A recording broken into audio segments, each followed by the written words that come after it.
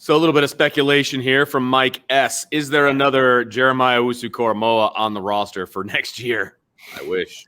I hope. Not at Rover, but I mean, I think that Kyle Hamilton can absolutely have the kind of impact on the defense that Jeremiah Owusu had. And, and that's the thing I think that you don't want to get yourself wrapped into is, like we have a question on, actually we'll ask it now. One of the questions that we got beforehand was about Tommy Tremble and who's going to be, who's going to take over Tommy Tremble's job and as the lead. And they basically identified exactly what Tommy Tremble did. And that's not what good coaches do. They don't say, well, who's our next Jeremiah Owusu-Koramoah? It's okay. Well, who's our next best player? And let's fit around what we do. Just like they didn't ask Jeremiah Owusu-Koramoah to play like they asked Drew Tranquill to play. And so there's not going to be someone at Rover that's going to do what Jeremiah Owusu did. There's not. Prince Kollie is a different player than Jeremiah Owusu-Koramoah. Right. I think there's things that if his game develops, he's going to do better than Jeremiah Owusu-Koramoah, and some things that he's not going to do as well. But they're not going to ask anybody to be the next Jeremiah Owusu-Koramoah. As far as the impact on the defense, however, to answer the question, I do think they have a guy that can be that, and that is Kyle Hamilton. And again, he's going to be asked to do different things because he's a safety, not a rover. But as far as the thing about Jeremiah Owusu, what made him so impactful is it wasn't just what he did that made a difference, him making plays. It was how the offense had to react to him. Exactly. So, he was to the field. So you saw teams get very left-handed, for example, kind of to an expression, or they'd be very boundary oriented with what they did. Yep. Because they didn't want to go at him. So I think you're going to see that next year with Kyle Hamilton, where they're going to say, hey, where's number 14? Okay, there he is. Let's not go there. Right. And that's going to allow Marcus Freeman to say, fine, we know you're trying to avoid him on third down. So here's what we're going to do. We're going to use him to set you up, and we're going to force you to get the ball here. And we know it's going to go there, and we're going to have a call that's going to mess you up afterwards.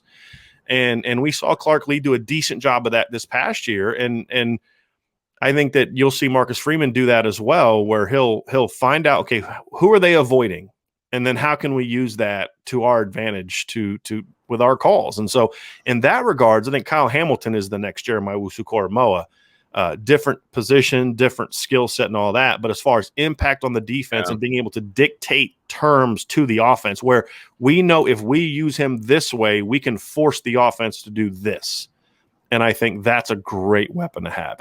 And for example, Notre Dame didn't really have that in 2018. They didn't have that second or third level guy. They had some guys up front that they could be that with. But as Julian Love was always going to be in one spot. You knew where he was going to line up. And the safeties that they had, as good as they weren't game wreckers like that. And we've heard that expression be used. I think Brian Kelly likes to use it. Maybe it was more Mike Elko that brought it. I can't remember, but that game wreckers. Jeremiah Owusu is a game wrecker. Kyle Hamilton is a game wrecker. The thing I like about the 2021 defense potentially is that they have a potential first and third level game wrecker. If Isaiah Foskey's as good as I think he can be, he could be a game wrecker. And if you have a great pass rusher, because that's what Notre Dame hasn't really had. In 2018, they did with Akwara and Tillery, that combination. But since then, they haven't had a great pass rusher. If you can add an elite pass rusher or even a really good pass rusher with a guy like Kyle Hamilton, you're going to see his ability to make big plays step up. Because when you've got a guy breathing down your neck, you're not thinking about, well, I can't throw there because number 14's there. You're just thinking, I got to throw the ball. And that's where a guy can have a lot more opportunities. Well, you brought up pass rush. So I'm going to go to one of the questions that we received earlier. And I'm sure I'm going to mess up the name. Shamgel, is that right? Chamgel. Yeah, Shamgel. So bigger concern on defense in 2021, pass rush or corner? How about you, Vince? What's your thoughts on that? Well, my thoughts on that are, my first initial thought on that when I read it earlier today was that those two are so intermixed. You know what I mean? Like, if you don't have a very good pass rush, then you're putting a lot of pressure on the corners, and then vice versa. If you don't have good corners, you're putting a lot of pressure on the pass rush to get home. Those two positions just really work so much together, and it is how they affect the defense. Now, if you're asking me which group I'm worried about more, I guess I would say I'm more worried about the cornerback position, only because of the lack of experience. I like who they bring back at defensive end. I mean, you already kind of touched on it, so I'm not going to just echo what you just said. But Notre Dame started a true freshman last year at corner. We don't know what we're going to get from some of the other guys that are quote unquote have the experience. And then you've got a whole host of guys that really have no experience whatsoever. Cam Hart comes to mind. I picked him as a breakout player. I think he's going to be special this year. But he's got to prove it. But he's got to prove it. And these guys haven't proven it yet. And Clarence has proven that he can do yeoman's work at corner, but can he take that next level? Can he take that next step? And he's a guy you want going against Clemson and Alabama. That's exactly right. And so, what are you going to get from the cornerback position? I'm not sure yet, but I think we know more about the pass rush right now as opposed to what the corner position looks like. Well, I really like the pass rush. My answer is corner as well. I'm actually excited about the potential of both, but I'm more certain that the pass rush is going to be better. And here's a couple reasons why. Number one, Isaiah Foskey. We talked about that. Number two, the move to put, from what I'm hearing, we talked about this in a previous episode of the Irish Breakdown podcast. We kind of had an insider, and then I had an article about this, but I'm hearing that Myron Tungvaloa is going to get a legitimate shot to play strong side end because of the fact they're excited about what Jason Adamiola and Riley Mills bring to the table. And I think those two guys have potential to be very dynamic pass rushers. Jason Adamiola was their best pass rusher up the middle this year, by far. It wasn't even close when he was healthy. And I think you could see that tandem inside at 3 technique give Notre Dame a pass rush that's going to be comparable to what they got at the 3 technique in 2018 from Jerry Tillery. I think the other thing about those two is they both can play 5 technique when they go to 3 down. So you could even see a scenario where you've got Riley Mills coming off playing like a 3-3 down, like a defensive end position.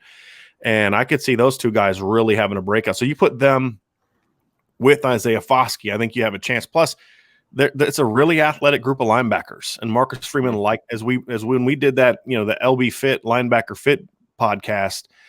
There's a video on our YouTube channel about that, where how the linebackers fit into the Notre Dame defense. We showed the graph that showed the pressure rate from the linebackers was significantly higher under Marcus Freeman at Cincinnati. Right.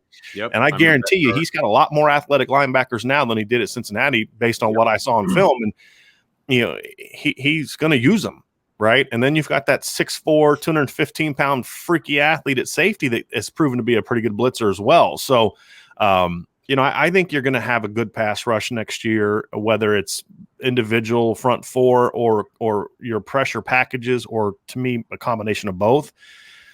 I think the corner position, it's so many what if. There's just too many. I don't like going into a season with what ifs, and unless it's kind of like it's a what if, like this guy has projected, and now we think he's going to take that 3rd level. Yeah, like Isaiah Foskey. I mean, he's kind of a what if. He had 4.5 sacks last year. It's not like he was a 15 sack guy last year, but he showed the skill, and he's kind of had a good trajectory.